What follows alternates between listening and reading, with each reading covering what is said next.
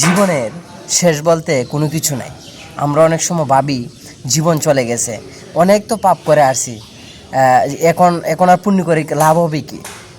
অনেক তো দুরাচারী কাজ করে আসছি, এখন অত ধার্মিক জব করলে কি হবে, ধর্মের পথে চললে কি হবে, আর করব না, সময় চলে গেছে, সময় নষ্ট করে ফেলছি। অনেকেই অনেক মনে এরকম প্রশ্ন থাকে, অনেক কিছু থাকে যে আমি জীবনের অনেকটা সময় আমি নেশার সাথে যুক্ত ছিলাম, অনেকটা সময় আমি বিভিন্ন ধরনের অর্থের সাথে মোহ, লোভ, লালসার মধ্যে পড়ে জীবন একবার অতিবাহিত করেছি, শেষ প্রান্তে চলে আসছি। এখন আমার দ্বারা কোনো কিছু হবে না, আমার দ্বারা ধর্মকর্ম হবে না, মশা কোয়েল দিয়ে লাগবো, ধর্মকর্ম হবে না, না, এখন থেকে শুরু করতে পারেন। এই যে দেখেন, এর আগে আমি গাছটি লাগাইছিলাম, আমি আর অনাদি প্রভু, ওই যে গাছগুলা, তো আমি চট্টগ্রামে চলে গেছি সেমিনারে, একটা কাজে, আরও বিভিন্ন ধরনের কাজে আসছিল, মানে এখান থেকে ভাবতেছি আমার গাছগুলা জানি কী হবে, শুনলাম মন্দিরে ভালো পালাবে এইদিকে।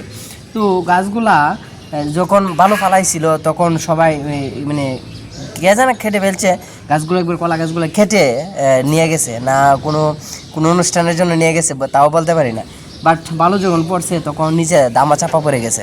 তখন ওই গাছগুলো যে কলা গাছ ছিল, সেই কলা গাছ তো নিয়ে গেল, জ্বরটা কিন্তু নিচে রয়ে গেছে। তখন তার জীবনের শেষ প্রান্ত মানে ঘুরে গিয়ে সমাপ্ত রেখা হয়ে গেছিল।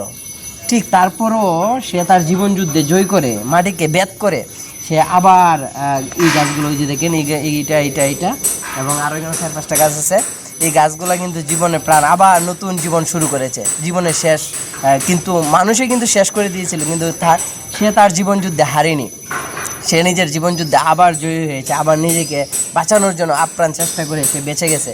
এখন সে মাটির উপরে উঠে গেছে, এইগুলা এখন ধীরে ধীরে বড় হবে, এক সময় ফল দিবে, ফুল দিবে, ফল দেবে এবং মানুষের উপকারে আসবে অবশ্যই। তো আমাদের জীবনটা এরকমই, শেষ বলতে কোনো কিছু না। অনেক জীবনে বড় এক দুর্ঘটনা হয়ে গেছে, আমি ভাবছি আমার জীবনে সব শেষ, না, শেষ না।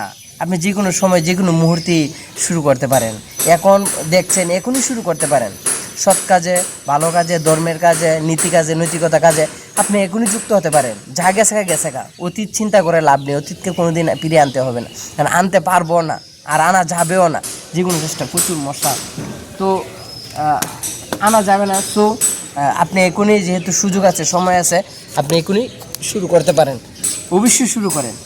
জীবন এই গাছের মতন আবার বেড়ে ওঠেন, ভেঙে পড়ার কোনো কিছু নাই, জীবন যুদ্ধে হেরে যাওয়ার কোনো কিছু নেই, ঠিক আছে? জীবন যে কোনো মুহূর্তে শুরু করা যায়, যে কোনো মুহূর্তে ভালো কিছু করা যায়, যে কোনো মুহূর্তে ধর্মের সাথে যুক্ত হওয়া যায়, যে কোনো মুহূর্তেই ভালো সাধুসঙ্গ করা যায়, সাধুর পথে আসা যায় এবং ভগবান শ্রীকৃষ্ণকে স্মরণ করা যায়, ভগবানের আশ্রয়ে আশ্রিত হওয়া যায়, ভগবানের চরণে আসা যায়, ধর্মের আওতায় আসা যায়, ধর্মের আশ্রয় করে জীবন নির্বাহ করা যায়, ঠিক আছে? হরে কৃষ্ণ।